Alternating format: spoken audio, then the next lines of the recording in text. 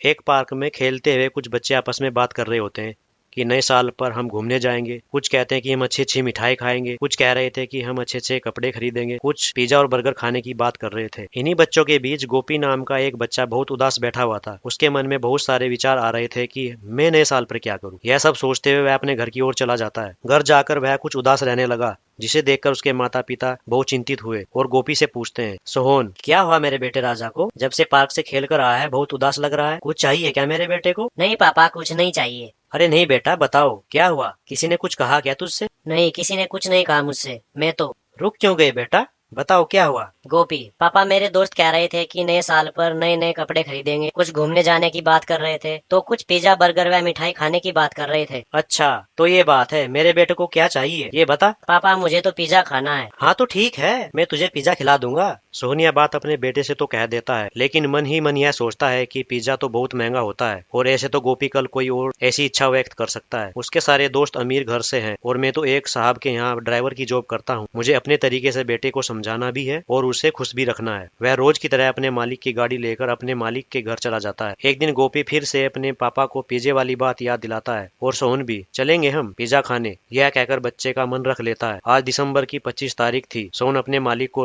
रोज की तरह किसी काम से बाहर ले जा रहा होता है। तभी मालिक कहता है, क्या बात है सोहन, आप किसी सोच में खोए हुए हो। नहीं साहब, ऐसा कुछ नहीं है। मालिक, अगर कुछ बात है तो बता सकते हो। हाँ साहब, अगर इस महीने की तनख्वाह कुछ जल्दी मिल जाती तो। मालिक, घर पर सब ठीक है ना? कब चाहिए आपको तनख्वाह? महीने की 10 तारीख को तो आप तनख्वाह देते ही हो, और अगर इस बार आप थोड़ा जल्दी इस महीने की 30 तारीख को ही दे दो तो सही रहेगा। और नए साल 1 जनवरी को थोड़ा जल्दी घर जाना है। ऐसा किस लिए? कुछ काम है क्या 1 जनवरी को? हाँ साहब, मुझे मेरे बच्चे को घुमाने ले जाना है, वह बहुत दिनों से बोल रहा है। ठीक है। और मालिक उसे 31 दिसंबर को सोहन की तनख्वाह देकर 1 जनवरी को काम से छुट्टी देकर कहता है, ये लो अपनी तनख्वाह, और हाँ, कल आप छुट्टी रख सकते हो। आज पहली बार आपने कुछ इच्छा जाहिर की है, जाओ और मस्ती करो। सोहन अपने साहब की उदारता से बहुत खुश होकर अपने साहब का शुक्रिया करते हुए अपने घर चला जाता है। सभी नए वर्ष के स्वागत के लिए तैयार थे। इधर सोहन का बेटा गोपी भी बहुत खुश था कि कल वह भी पिज्जा खाने के लिए जाएगा। आज 1 जनवरी सुबह सुबह ही गोपी जल्दी उठकर, पापा हैप्पी न्यू ईयर। क्या बात है मेरे बेटा, आज तो बहुत खुश दिखाई दे रहे हो। हाँ पापा, आज मुझे घूमने जाना है ना। सोहन अपने बेटे गोपी को लेकर एक पास की मार्केट में जाता है। वहाँ पर वह एक पिज्जा कैफे देखता है। फिर वे दोनों पिज्जा कैफे के अंदर चले जाते हैं। एक टेबल पर जाकर बैठ जाते हैं और वेटर के आने का इंतजार करते हैं। इधर वहाँ पर सभी स्टाफ उन दोनों को देखकर आपस में बात करते हैं कि ना जाने कैसे कैसे लोग यहाँ पर आ जाते हैं। और देखो, ये लोग तो गरीब लग रहे हैं, कपड़े भी कैसे पहने हैं। पता नहीं ये लोग गलती से तो यहाँ नहीं आ गए, उनके पास पैसे भी है या नहीं।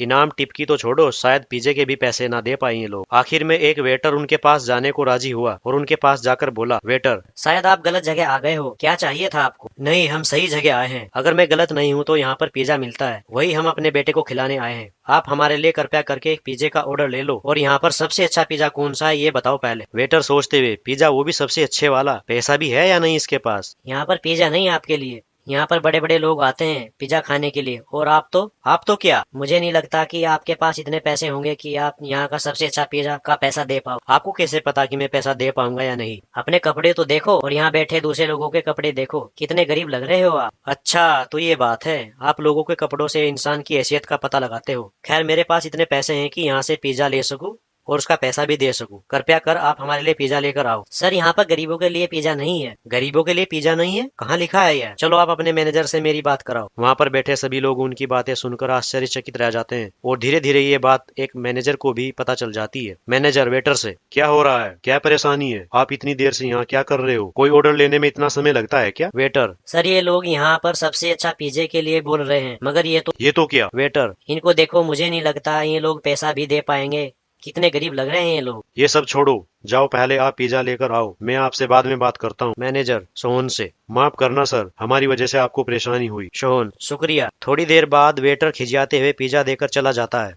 सोहन और उसका बेटा गोपी बड़े चाव से पिज्जा खाते हैं। पिज्जा वास्तव में बड़ा स्वादिष्ट और लजीज लगा। सोहन वेटर को पिज्जा बिल लाने को कहता है। वेटर, ये रहा आपका बिल। सोहन ने पिज्जा बिल के साथ साथ अतिरिक्त 100 रुपए का नोट टिप के रूप में दिए और एक नोट भी लिखा कि मुझे और मेरे बेटे को यहाँ का पिज्जा बहुत ही स्वादिष्ट लगा और मन बड़ा प्रसन्न हुआ। साथ ही साथ वेटर का व्यवहार से मन उतना ही दुखी भी हुआ, काश वह भी अच्छा होता। वहाँ पर सभी स्टाफ इस घटना से बड़े आहत हुए और अपनी गलती का एहसास हुआ कि हमें किसी के पहनावे से किसी के व्यक्ति की स्थिति का पहचान नहीं करनी चाहिए। वहाँ के मैनेजर ने भी अपने स्टाफ को चेतावनी देते हुए कहा, आगे से इस बात का हम सबको ध्यान रखना चाहिए। और मैनेजर ने सोहन से कहा, हम सब आपके साथ हुए इस व्यवहार से बहुत शर्मिंदा है और आगे से ऐसा ना हो, इसका हम सब स्टाफ ध्यान रखेंगे। हम चाहते हैं कि आप हमारी तरफ से एक पिज्जा लेकर अपने घर जाए, और हाँ, इसका आपको पैसा नहीं देना है। सोहन ने देखा कि पूरे स्टाफ के चेहरे पर पश्चाताप के भाव हैं और वह उनकी बात से खुश होकर पिज्जा ले लेता है। सोहन और उसका बेटा गोपी हंसी खुशी पिज्जा लेकर घर की ओर चले जाते हैं। इस तरह से सोहन व गोपी ने पिज्जा खाकर नए वर्ष का स्वागत किया।